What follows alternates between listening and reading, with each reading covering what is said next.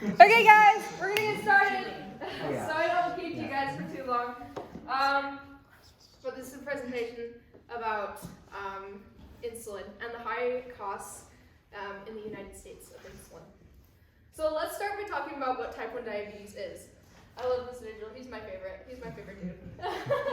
But type 1 diabetes is an autoimmune disease, and it makes every day feel like a science experiment.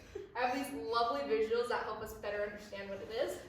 Type 1 diabetes is not caused by a poor diet. 40 kids per day are diagnosed with type 1 diabetes. People with type 1 diabetes have to inject insulin to live.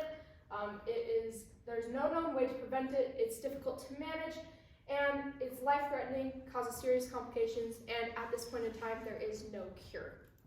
So, today we are going to talk about 4 different topics. We are going to talk about the expensive prices in the United States compared to other countries. We're going to then talk about the life and death choices that diabetics have to make regarding their medication. We're then going to talk about the prices of diabetes machines and equipment, and we are then going to talk about what you can do to help make a change in the United States for prices of insulin. So, let's start by talking about the prices in the United States compared to other countries. According to the ADA, the American Diabetes Association, the United States average cost in March 2016 was $360 for insulin. In India, it's $112, in Japan, $70, in the UK, $65, and in Italy, $19. Even the gap between India and the United States is huge, and it's drastic, and it's totally killing people and not helping with the affordability of medical resources in general. I have a friend whose mom, oh my gosh, okay, hold on. Prices have nearly tripled in the United States between 2002 and 2013 alone. That is a more outdated study. Think about how much it has grown and how much more it has cost over the last few years alone with COVID-19 and the recent inflation. One of the biggest competitors for the United States regarding insulin is Canada because it's so close and so convenient for some people. In Canada, the price of Novolog insulin, which is a common brand that diabetics use, is $41. In the United States, it averages around $340. That's a big difference. I have a friend whose mom travels to Canada to get her insulin because she doesn't want to pay for the prices in the United States. In Canada, insulin is known as an over-the-counter drug, which makes it a lot more easier to take back over the border and into the United States. My insulin costs $363 per vial of insulin. Even with insurance, it only lowers it about $100 or less. That's still $250 per vial of insulin.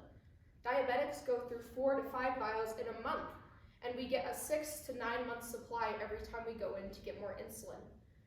Think of a month alone.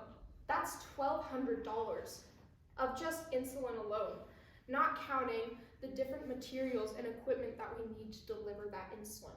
That's a lot of money. In Canada, I can get, oh my gosh, hello, thanks.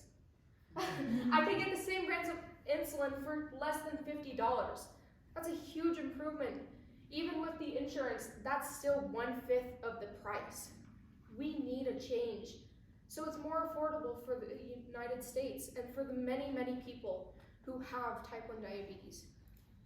Next, we're going to talk about the choices between life and death, or the choices between necessities and the medication that diabetics need to help regulate their blood sugars. In a study I did my senior year of high school, I found that the cost of diabetes and diabetes materials is enough to make people to have to make risky choices concerning their health.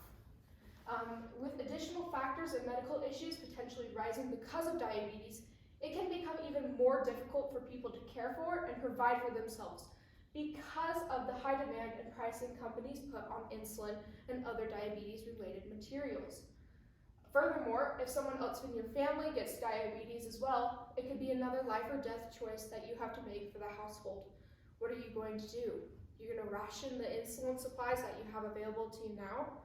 That can still cause serious complications to one of the 2 diabetics in your household. The cost of insulin is so large, and it's a growing burden for the people in the United States. Roughly 1/4 of the 8.3 million insulin users in the United States alone reported rationing their insulin because of the cost, despite the fact that rationing could be fatal. This is a really big problem, and I don't think that people realize how big this problem has become, especially in the recent years. It's important that we get a change, and we get it now. Next, let's talk about diabetes equipment and additional medication costs. Being a diabetic doesn't just simplify down to needing insulin.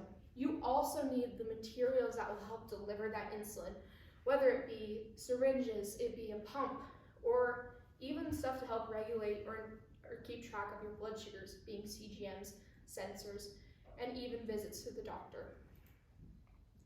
These are some of the things that diabetics have to buy on a daily basis. CGMs cost around $250, and insulin devices such as pumps cost around $7,000. I personally use these sensors down here, and each one of them individually costs $250. And we barely get enough to get by with the simple supplies that they give us. So if one fails before the time of changing it, we have to request a replacement because it just doesn't work to not have that full amount of time that we're supposed to have with these sensors.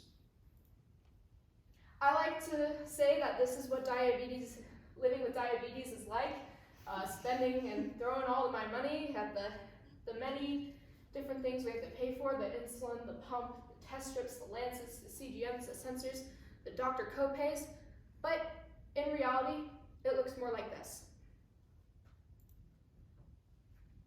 My sister was diagnosed with type 1 diabetes a few years ago at the simple age of 3 years old, just like I was. Thankfully, my parents are in a good place financially and are able to afford both of our medicines and the things that we need. Having an adolescent or a teenager who has diabetes and a small little 3-year-old little girl who has diabetes is really difficult, especially because managing blood sugars as you get older becomes really, really difficult. With the additional medication costs that I had on top of the insulin costs and the material costs for my little sister, it was really hard for my parents to pay and get all the materials that we needed. So what can you do? Not all of us are part of the government. Not all of us have the large influence like Biden or those really hard-hitting figures in the United States today. So what can you do? I have 2 solutions.